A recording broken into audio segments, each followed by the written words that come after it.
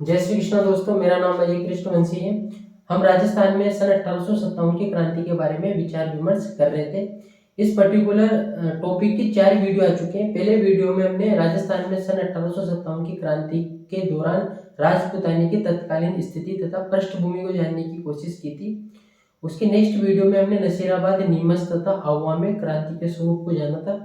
उसके next video में हमने कोटा, धौलपुर तथा टोंक में क्रांति के स्वरूप को जानने की कोशिश की थी।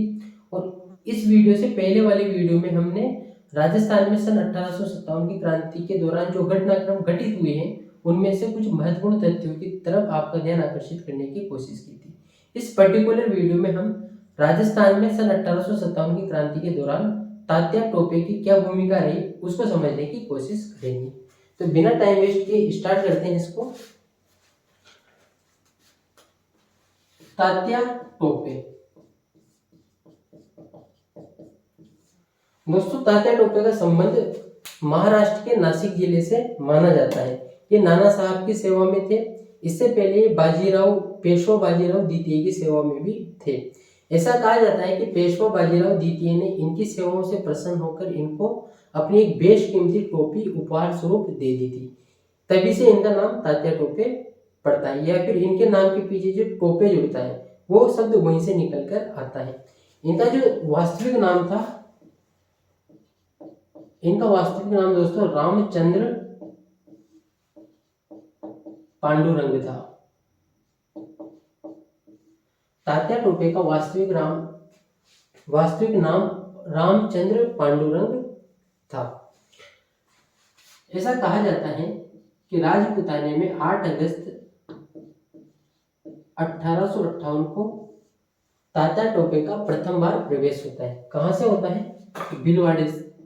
भीलवाड़ा से होता है। भीलवाड़ा के मांडलगढ़ से राजपूताने में तात्या टोपे का प्रथम बार प्रवेश होता है।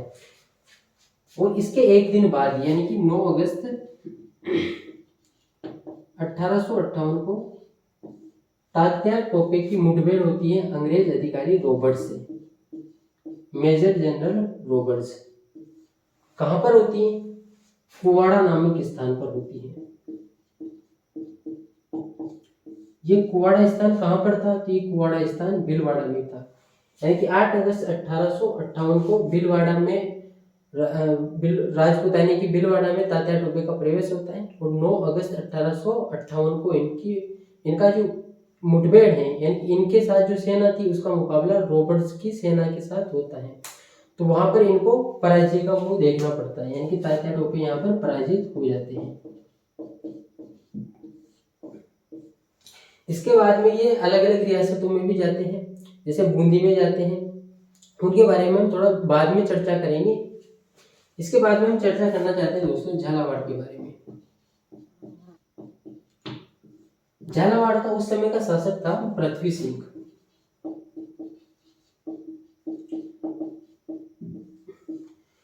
झालावाड़ रियासत में भी तात्या टोपे और अन्य क्रांतिकारियों ने कुछ समय तक अधिकार कर लिया था।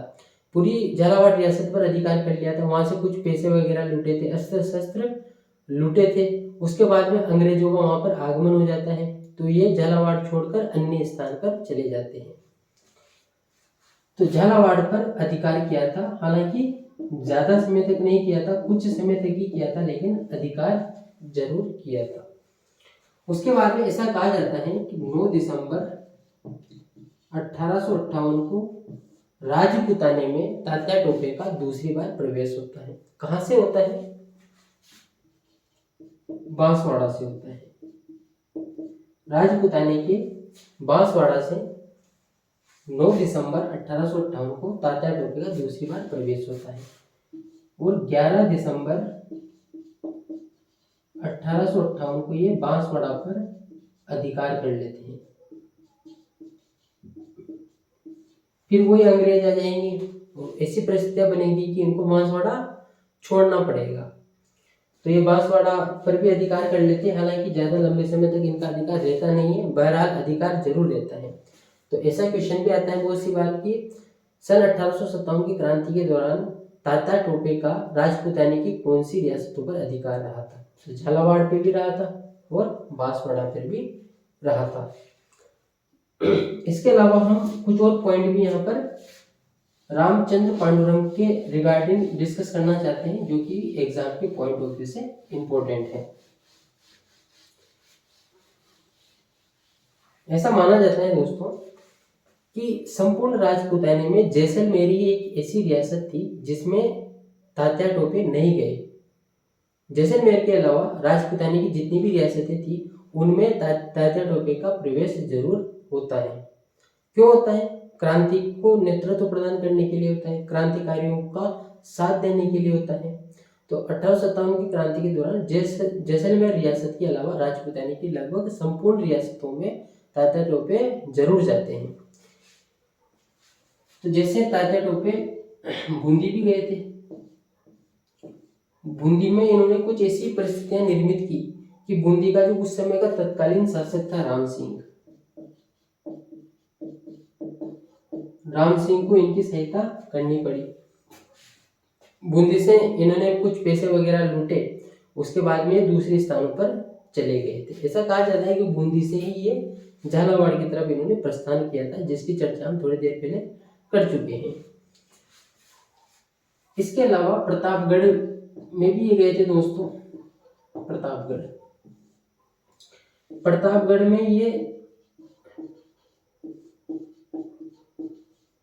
थोड़ी देर पहले हमने चर्चा की थी कि बांसवाड़ा में इन्होंने अधिकार कर लिया था। जब बांसवाड़ा में अंग्रेज अधिकारी आ गए थे तो ये बांसवाड़ा से प्रतापगढ़ चले गए थे और प्रतापगढ़ में इनका मुकाबला होता है अंग्रेज अधिकारी कर्नल रॉक से। वहां पर इनकी पराजय होती है, तो यहाँ पर तात्या टोपे पराजित हो जाते हैं।